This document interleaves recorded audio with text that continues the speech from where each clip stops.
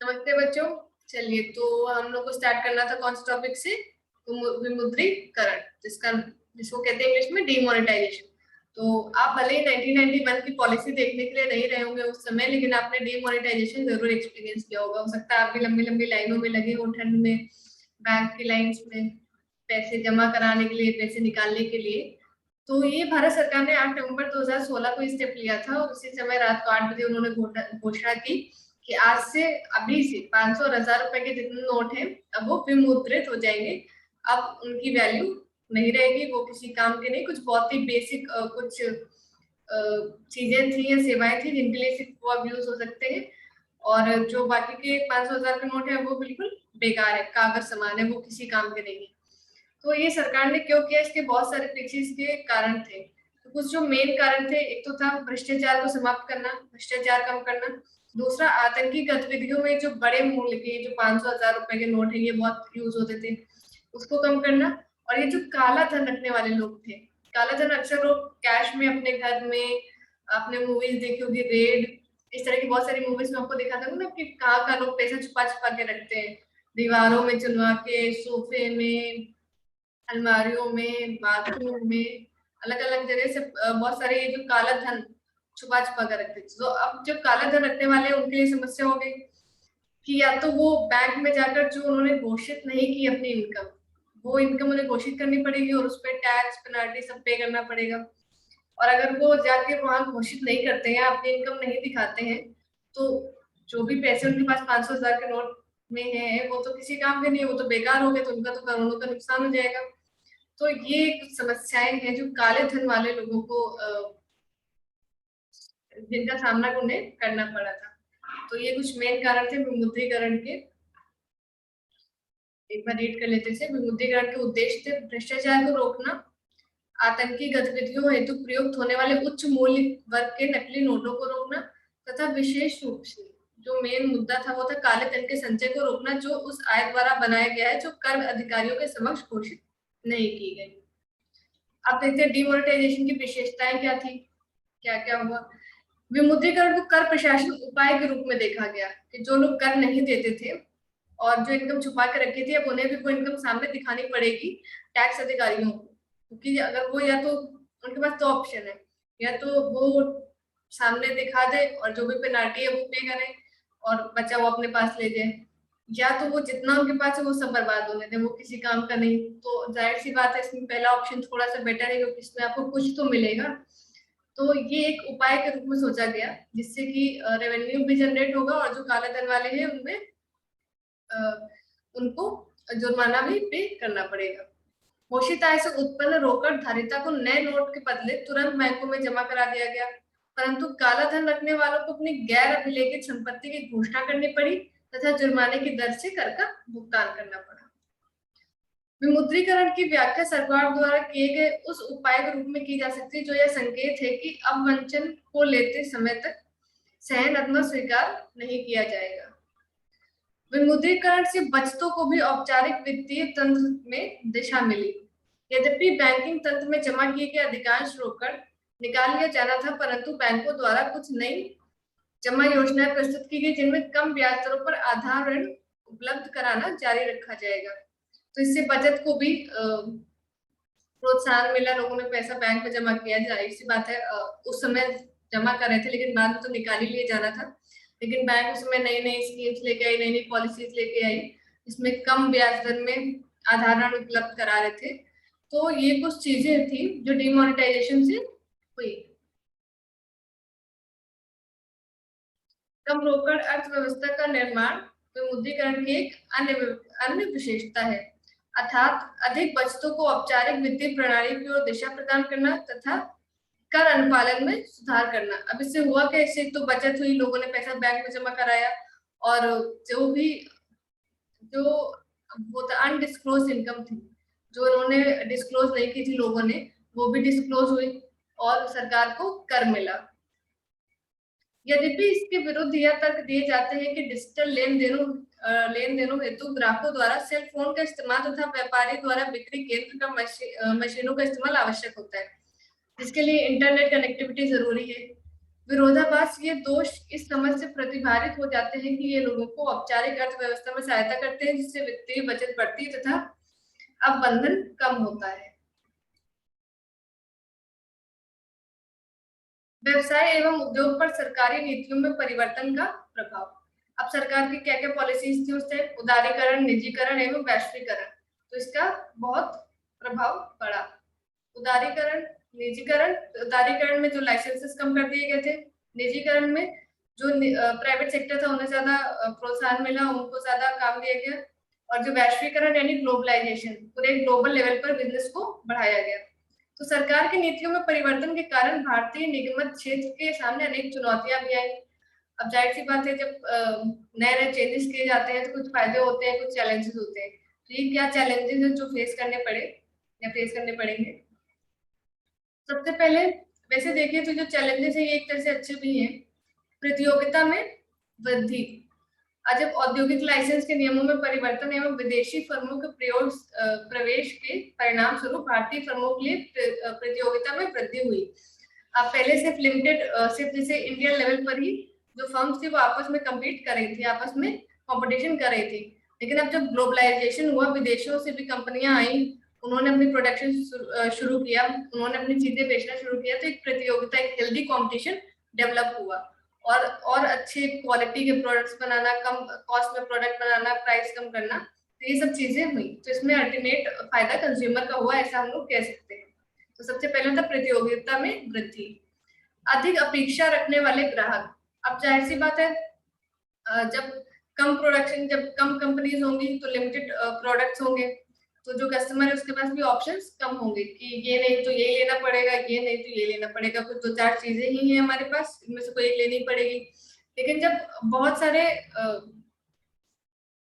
Companies आई, बहुत सारे firms आए, तो वो बहुत सारी चीजें भी उन्होंने बनानी शुरू की।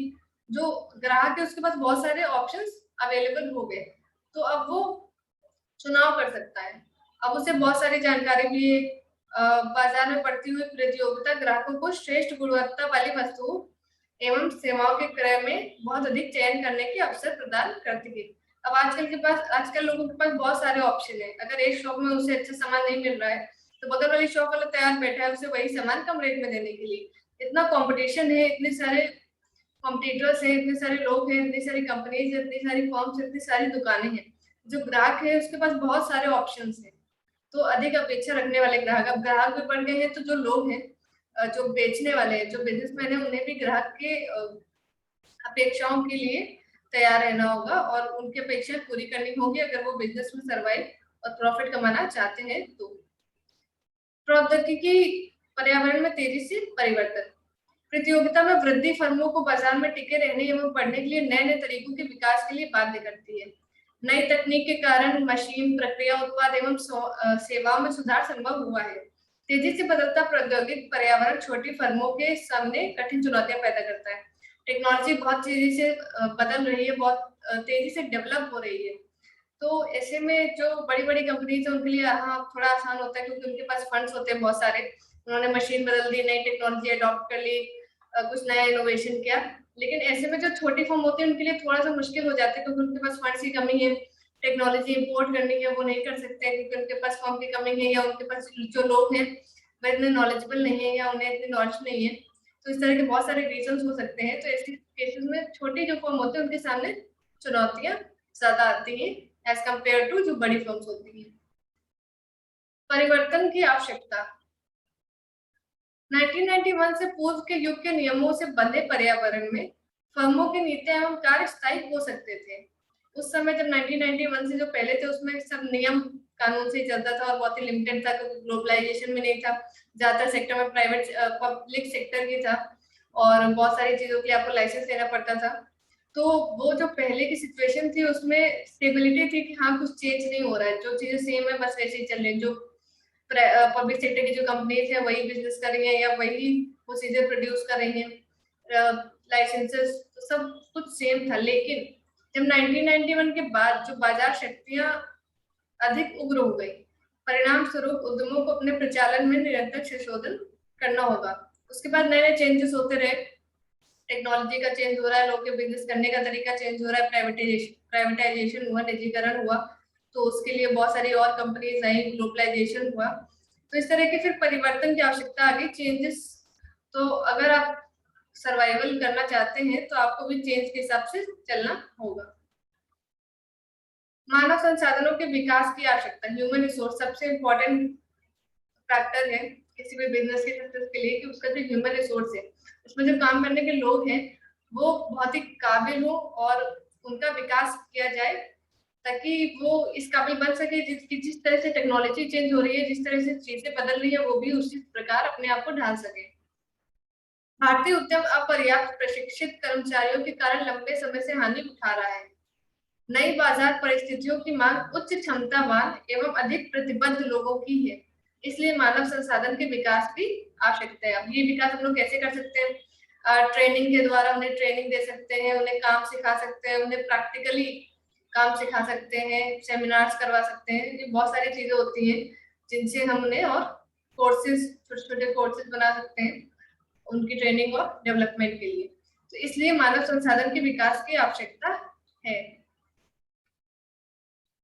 बाजार अभिविन्यास, पहले व्यवसायी इकाइयां उत्पादन करती थी और उसके पश्चात बाजार में बिक्री करती थी।